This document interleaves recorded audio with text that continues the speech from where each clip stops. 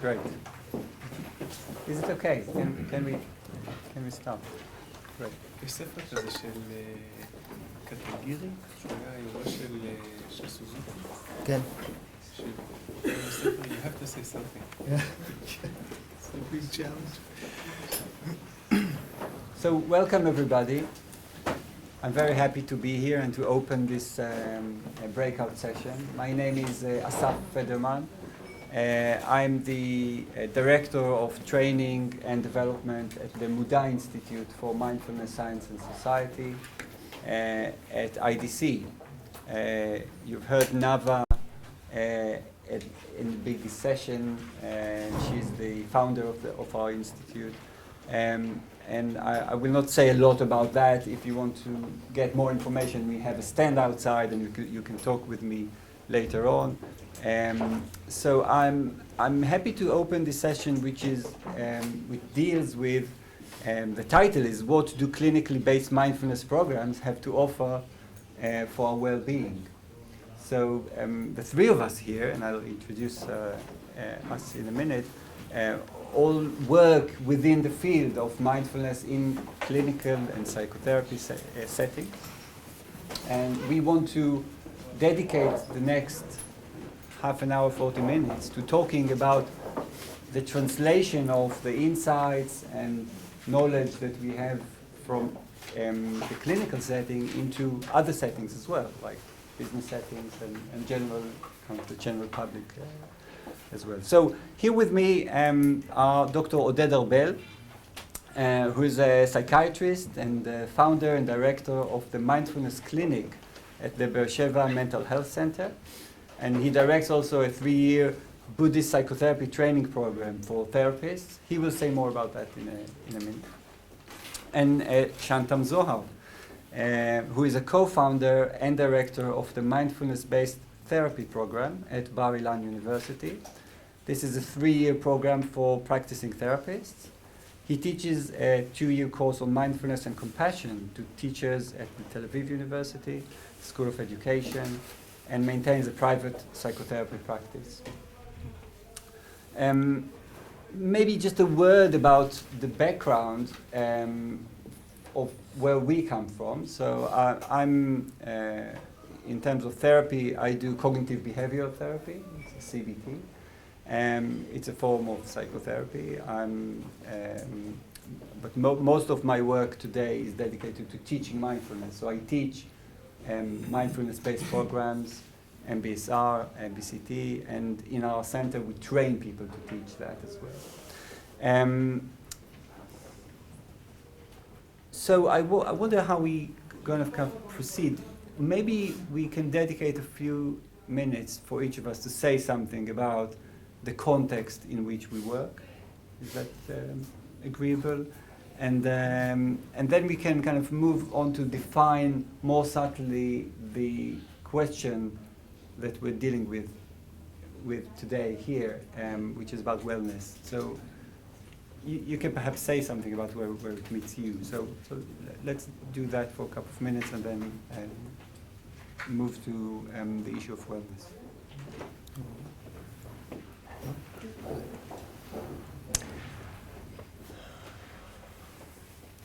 Okay, thanks for that, Asaf. And yeah, so I practice and I teach and I direct a program. I co-direct a program. My co-director Mati Lieblich is here with us today in mindfulness-based psychotherapy. And so, what is mindfulness-based psychotherapy? So first of all, what is mindfulness? Right. And we live in a very pluralistic era where mindfulness has become practically anything, which is beautiful in a way. And I'll just offer a definition that I like to work with, which is mindfulness as purposely cultivated, present moment attention, which suspends conclusion and judgment. Okay? This is a definition that I feel connected to. All right? So it means that I pay attention purposely to what is happening now, and the outcome of this is a suspense of conclusion and judgment. It's not a cancellation. It's not that I can become or want to become non-judgmental or inconclusive, yeah? But rather there is this kind of a gap which is formulated. And that gap is important, okay? This gap is important for understanding mindfulness practice, for understanding the mindful state of mind, and for understanding what we are trying to accomplish in mindfulness-based psychotherapy, okay? Which is a flow between two sorts or two modes of paying attention. One is paying attention to what is happening now. So for example, right now, I'm aware of the fact that my hand is going up and down, right? And my breath is slightly accelerated. I feel dryness in my lips. I can sense the contact between my sit bones and the chair. These are things that I'm aware of in my current momentary experience. And there's another level of my being, which is my story. It's a narrative about my life. I was born somewhere. I went traveling. My father's name is Yitzchak, okay? And things along these lines. And what we perceive to be a desired state of mental health, right? Or we might say of wellness, is a state where there is a flow, an ongoing flow between these two modes of attention, these two states of mind, between present moment attention and attention to the narrative, to the storyline. I mentioned my father, Yitzchak, and maybe I can end just with a little story about him, if that's okay. My father is 90 years old, okay?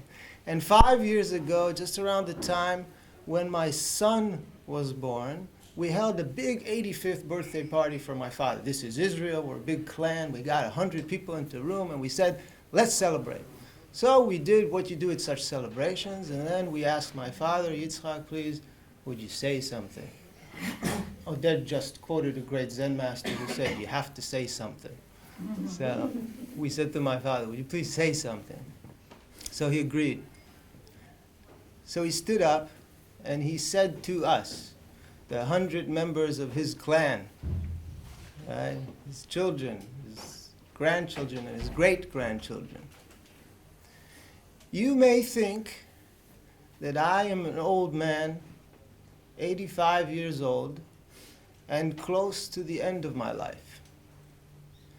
And that Agam, that's my son, is not even 1 year old, a very young man, close to the beginning of his life. But this is not true. And then my father banged on the table and he said, we're both smack in the middle of it. That's my opening statement. Thank you. So thank you for coming, and I'd like to introduce very briefly what I do, what we do in Beersheba and clinically, and what I think about mindfulness. But if I'd like to be a bit naughty, I'd say that mindfulness for me is the difference between having a conference about mindfulness and sitting meditation, or about sitting in this closed room, or going out to sit on the grass, or watching the sea. It's a whole different thing. And well, most of us, or many of us, saw human suffering based on the fact that we live inside the stories we tell ourselves about our lives. Our lives happen somewhere else. That Shantam spoke about that.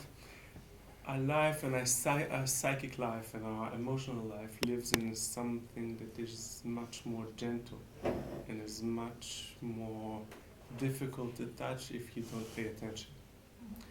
So mindfulness basically is an invitation in creating the environment for patients and for people that want to grow into deeper levels of their being, give them the opportunity and tools to do so by slowing down and going out of the conference room that is mainly in the head into realms of being in the body, that the body is not just something we carry our head with, and telling people that they have some spiritual realm of their life, which means not necessarily being religious, but connecting them for what I call the interconnectedness, of what Buddhism speaks about, the concept of being interrelated. In Sanskrit we call it, in Pali we call it paticca samuppada, the fact that everything coexists and is related deeply. And when people drive into realms of this kind of spirituality, they feel they're not so much alone. And loneliness is a very big problem of our era. And when we speak about the body, people feel more grounded. And when people feel grounded, they are less anxious. And when they feel more grounded and more connected, they develop qualities of love and compassion. And if you develop qualities of love and compassion, you can be more compassionate towards your own experience and to other people's experience, which widens your consciousness and your heart and makes your quality of life better. So we do it in a couple of levels. We do it in individual psychotherapy, in mindfulness-based psychotherapies. We do it in groups for inpatients in a psychiatric hospital, which is a hardcore psychiatric hospital owned by the government. The Israeli Ministry of Health, I think, is one of the only ministries of health that owns meditation cushions. And we have a dojo that can hold 50 people that meditates there. We serve about 150 people every week that sits in our dojo and sit meditation. And we work with staff, and we deal with burnout and exhaustion and fatigue and compassion fatigue, which are all very impairing on people's health and well-being. And we work with the southern population that suffers in the late years because of the Israel conflict, or people in Beersheba are being bombed in frequencies that changes from time to time. But people are anxious about that. And we serve meditation group, and we serve mindfulness tools and courses for people from the south, and all this under the umbrella of the Beersheba Mindfulness Clinic. So if I want to say less formally what mindfulness is to me, is taking the edge out of thinking about what we're doing and to be more aware and in the present moment and get out of the conference room. So let's go to the beach.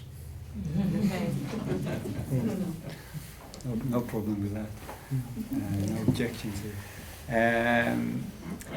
It's interesting to thank you very much both of you for that.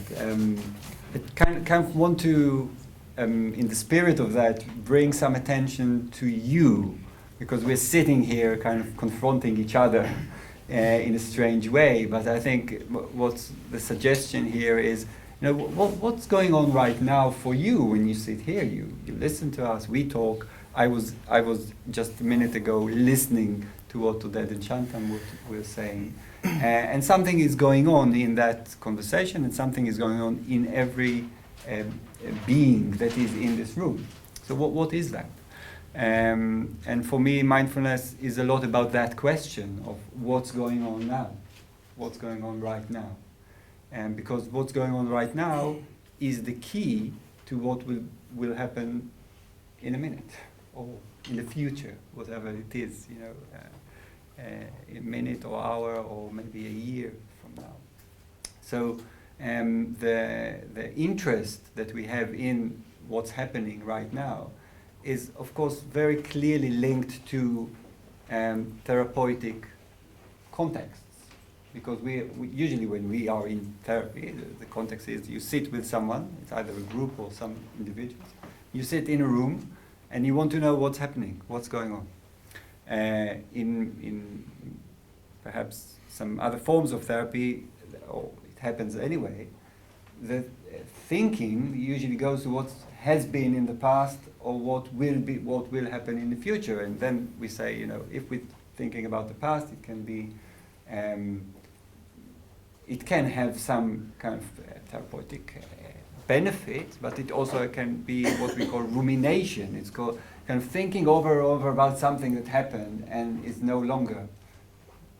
And if we think about the future, it's sometimes, many times, it's about worrying. It's about kind of anxiety and worry about what is going to happen. So we kind of pull the attention back to whatever is present. So I stay with my kind of understanding of mindfulness. I stay with what Nava said in the conference hall about mindfulness being a particular type of attention that is deliberately brought to the present moment and non-judgmental. I just read yesterday an article, a scientific article, that was published about mindfulness. And it was about how different people in the field of mindfulness perceive mindfulness. And what they say in the article is very interesting. They say, actually, there are a number of ways. It's not one thing. You can, if you read some people, you say they talk about it in a certain way. If you read other people, they talk about it in a different way. So it's good to keep in mind that we have slightly different perceptions of what a concept may mean. So, as a concept, it's just a concept. Maybe we can, I like the concept of an umbrella term. Are you familiar with this? Umbrella term is like a bigger thing that covers many other things. And I think within mindfulness there's something like that. It's a big umbrella term. Underneath we can find various voices and perceptions and ideas. So we're talking about bringing attention to the present moment. This is one thing. Another thing is doing it deliberately. So it's not just the attention that wanders and sometimes lands on the present moment and sometimes goes elsewhere. There's a certain effort that is required to doing it. And the third bit, which for me is perhaps the most important, is doing it non-judgmentally. Doing it if it were without the story, without the force of rejection. Because being judgmental, it's not about having judgments. It's not about kind of thinking. There's nothing wrong with thinking. There's nothing wrong with having judgments. It's about rejection. It's about kind of the force of self-criticism or criticism about something else. And in therapy, it's quite clear that these are harmful forces. If we are too critical about ourselves, if we are too critical about reality that is we face, if we are too busy with rejection and anxiety and fear from the future, these are negative forces that can reduce well-being. So my question to you, it's something that we can all think about, is it's quite clear that in clinical settings we meet suffering, and sometimes it's very deep, and it's very kind of hard, and it needs a lot of care. And we know from our experience that approaching it with the spirit of mindfulness can help, can move people from that end of suffering towards well-being. But we are asking here, what can we learn from that movement? How can we expand that, if it is expandable at all, to everybody? because not everybody is deeply suffering. We're all suffering to some extent because we're human beings. This is a human condition, and as I sometimes say, it's a one-way ticket. It's going one way, and it involves some degree of suffering. But how can mindfulness be relevant to everybody in conference rooms? So we don't need to kind of escape the conference room and go to the beach to enjoy ourselves because the potential is already here. Even within our stories, within our emails, within our business context and whatever. How can it be relevant? Yeah. Thanks for that. And I think that really is the heart of the matter, is relevance, and having practice meet that which is called outside of practice in a way which is harmonious, and to create an integration. Or else we are engaging in some secluded endeavor which does not interact perhaps enough with the rest of our lives and with other people. Okay, with other people, this is important. So I think when I think about my life and when I think about the life of people that I meet and other people around the world, and when I think about what is wellness, so I remember something that my teacher said to me. My teacher just left his body a few months ago, and I held his presence and his teaching very closely for 18 years. And one time he said to me, "Shantam, all people are born as originals, but most people die as copies."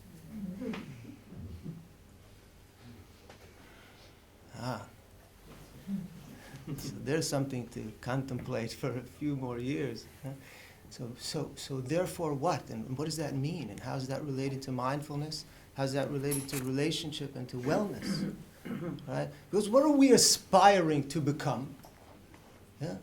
Ourselves. Right? We want to realize most naturally that which we already are. Right? We are moving into becoming the very element, the essence of our being. And this is where I get back to that gap between present moment experience and conclusion or story. And this, to my mind, is where well-being resides. And that's why mindfulness is relevant across the board for everybody. Right? Because this experience is not just some secluded thing experienced in a cave in India or on the meditation cushion or on the surfboard. I have an expert here in surfing and mindfulness, which I met yesterday, so I'm very excited about that. I'm looking at him as I make this comment from Portugal, right? Yeah, from Portugal. Okay, so we're all over the place already with this idea, but the internal experience is ubiquitous, and this is the one that I believe our attention can be geared towards. It's that very movement between moment-to-moment experience as defined in mindfulness practice, right, and the storyline. And it's the integration, it's the creation of movement, it's the awareness of the significance, the importance of this for the realization of the self. And that requires a moment of non-self. And that moment of non-self is the gap. Okay, it is the gap, because if I can see my story as it emerges, if I can see conclusion in formulation, then I have choice. And then I may live as an original and die as an original, and not as a copy. And that to me is the epitome of well-being towards which all 7 billion of us are aspiring.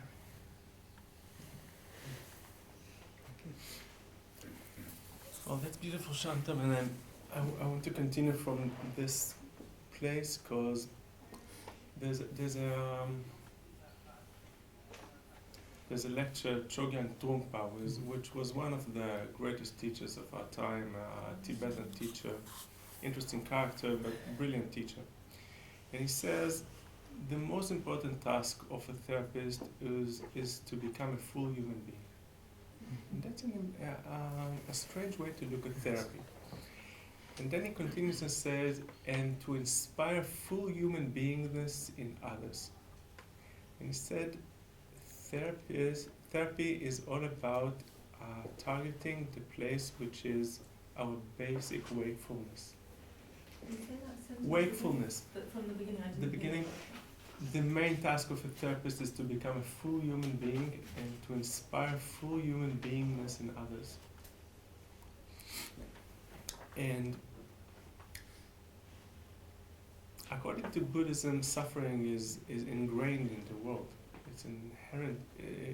It's one of the three signs of existence. We call it dukkha.